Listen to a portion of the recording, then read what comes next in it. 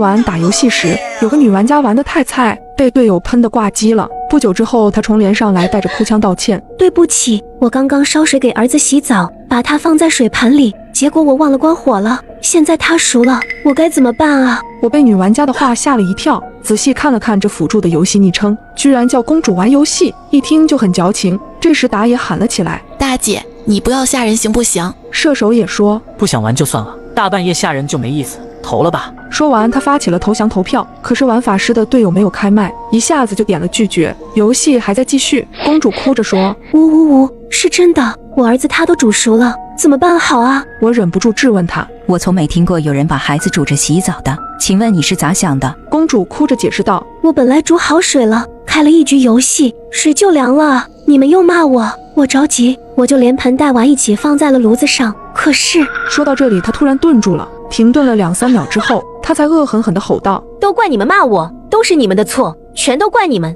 我不会放过你们的。”很明显，大家都懵了，谁料得到他会怪罪在我们身上啊？打野好声好气地安慰他说：“大姐，你先别这样，你把孩子抱出来，然后打120啊，也许还能救。”公主却哭着：“没用了，我一抱他，他的皮就融下来了，没救了，他没救了，都是你们害的，都是你们。”射手在游戏对局里打字告诉法师：“快点投降，辅助家里出事了。”法师立刻打字回应：“垃圾辅助，逼是那么多，那就投。”说完，他点出了投降，我们也一一同意。虽然公主还是哭着责怪我们，但游戏总算顺利结束了，我也舒了一口气。这时，我 QQ 弹出一个好友申请，备注是上一把游戏的打野。虽然觉得奇怪，但我还是点了通过。对方上来就跟我说：“完蛋，那女人不会真把孩子煮熟了吧？不会真来找我们报仇吧？”我忍不住反问他：“你怎么知道我 QQ 号的？”他一句一句地回答我说：“营地里一查就能看到了，因为刚刚那把游戏是附近对战的匹配模式，这说明那个辅助他也是附近的人啊。他说不放过我们，说不定真能找到我们的呀。”最后这句话吓得我手都抖了一下。冷静下来后，我连忙安慰他：“别说的那么恐怖，哪有那么容易找到人的呀？”我说这句话是为了安慰他，同时也是安慰我自己。打野回答我说：“我也加了刚刚一起喷他的射手，他跟我一样是住在天通苑的。你呢？”卧槽，我也是啊！打出这句话，我马上又纠正道：“不对，这里住了60-70万人，咱匹配在一起很正常吗？”他又问道：“最诡异的是，我们都在4区，你呢？”我也是啊。说到这里的时候，我的后背已经渐渐凉起来了。打野继续连发了几条信息给我，果然如此。你等我一会儿，我加上法师了，我问问他什么情况。如果我们仨住那么近只是巧合，那他不至于也住在这里吧？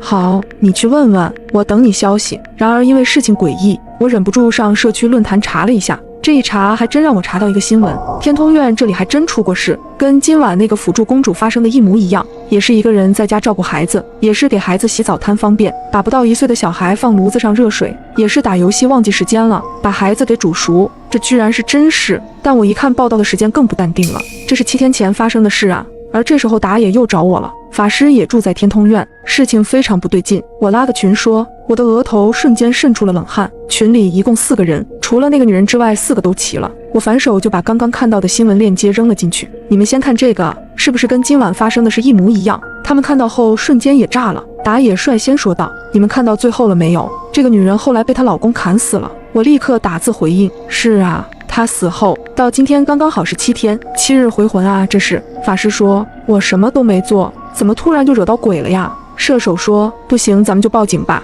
别等真发生什么才行动，那就太晚了呀。”打野却又说：“如果真是鬼魂，报警有什么用？还是快想想其他办法吧。”我也觉得要做点什么，但我也不知道该做什么。而就在这时，射手却私信我说：“打野有没有问你住所？你告诉他了吗？”我回答道：“问了，但他没问我住哪栋楼。”射手回了我一句：“因为他问了我，但是我没说，所以他不敢问你了。”我连忙问：“你这是什么意思？”他立刻回复：“打野有问题。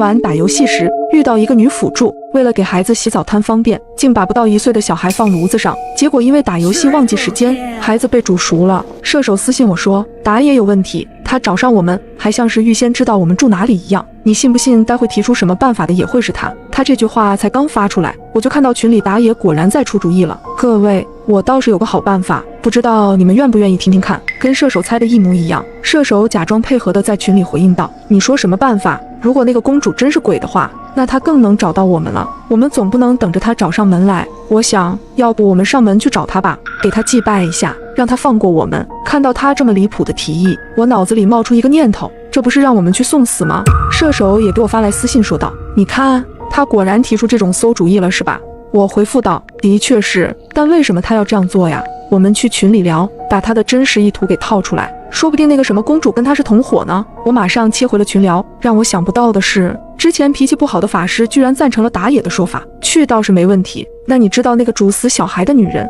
她住哪里吗？打野回答说，这不是有新闻吗？我可以找人打听打听。果然事情似乎要按着打野的想法去发展了。而此时射手开口插了一句话，你不用找人打听了，我知道他住哪个单元哪号房。此话一出，我连忙私信问射手，你真的知道那个公主住在哪里？射手没好气地回我待会发我的住址门牌号不就行了？我就看看打野会有什么反应，看看他是不是真的要组织你们找过来啊。原来如此，群里打野在追问射手，你知道为什么你会知道？射手继续编造事实解释道，因为我之前关注过这个新闻，而且我认识她老公。你们确定要去吗？要去的话我就发地址。本来我还以为这些话能唬到打野，让他知难而退，没想到打野却毫不犹豫的就答应了。那还用说，赶紧发出来。射手倒是行云流水的把地址打了出来，然后还挑衅般说道，就是这里了，怎样？现在一起过去，在门口集中。我更懵了，按这个情节，我们是要到射手家里去聚一趟的感觉了。可就在这个时候，不多话的法师却突然开口，你到底是什么人？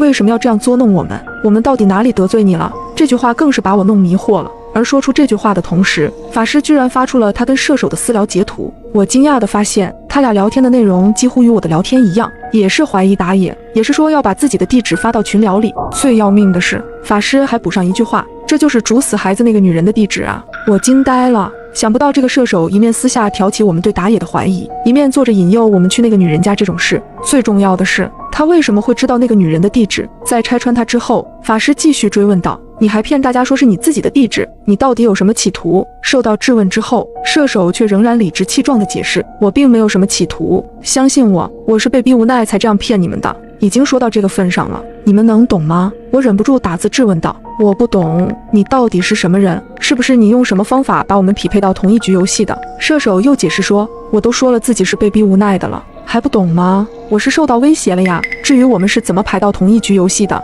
我确实不知道原因，也不是我做的。但你们真的都跟那个女人毫无关系吗？射手艾特了法师，问道，你倒是说说，你怎么知道我发出来的这个地址就是那个女人的地址呢？